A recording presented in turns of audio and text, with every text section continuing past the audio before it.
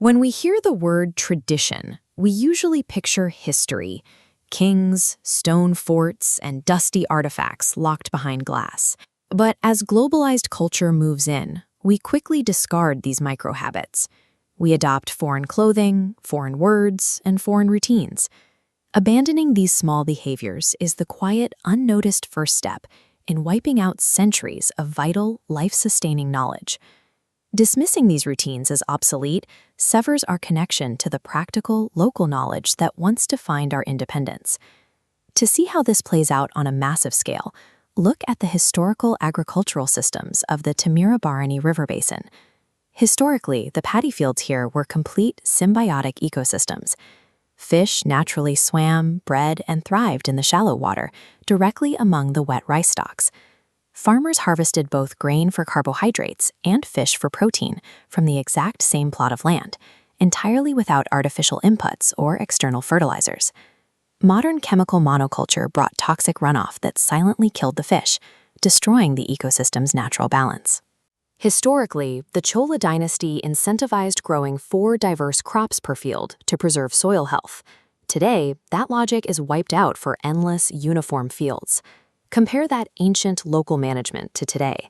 In Gujarat, the government handed over 50,000 acres of land to multinational corporations like Cargill to implement mass, unsustainable farming models. What we label as modern agricultural progress actually functioned as a devastating reduction in local biodiversity and food security. It was a redesign of the landscape purely to maximize corporate efficiency. This loss of self-reliance trickled directly from the fields into the village home. For generations, every village household kept a supply of korachene, a traditional cow-derived medicine, on hand.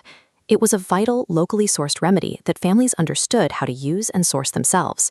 Today, that deep-rooted medical independence is gone.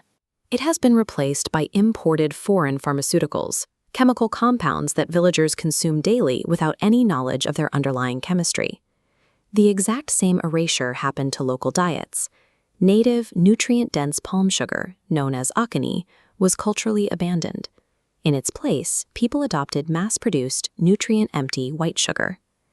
Replacing palm sugar and home remedies effectively dismantled a self-sustaining domestic economy, leaving behind a population of dependent consumers. So, does acknowledging this ecological destruction mean we should romanticize the past and regress to living in the past? Absolutely not. Paramasivan draws a sharp line here by looking at historical social reformers, like Periyar and the Siddhas. These reformers rightfully attacked and aggressively dismantled oppressive social traditions. They took aim at rigid caste systems and blind religious superstitions, breaking down structures that harmed people. But modern society is doing the exact opposite. Instead of breaking down oppression, we are blindly rejecting our sustainable ecological traditions, the very practices that kept our land healthy, all to appease global corporate interests. True technological progress should mean applying the scientific method to elevate and evolve our local traditional knowledge. It should not mean throwing our knowledge away just to purchase prepackaged Western solutions. We must separate the oppressive social structures we need to break from the ecological wisdom we must preserve. Otherwise, we forfeit our identity and live as consumers in a land we no longer understand how to sustain.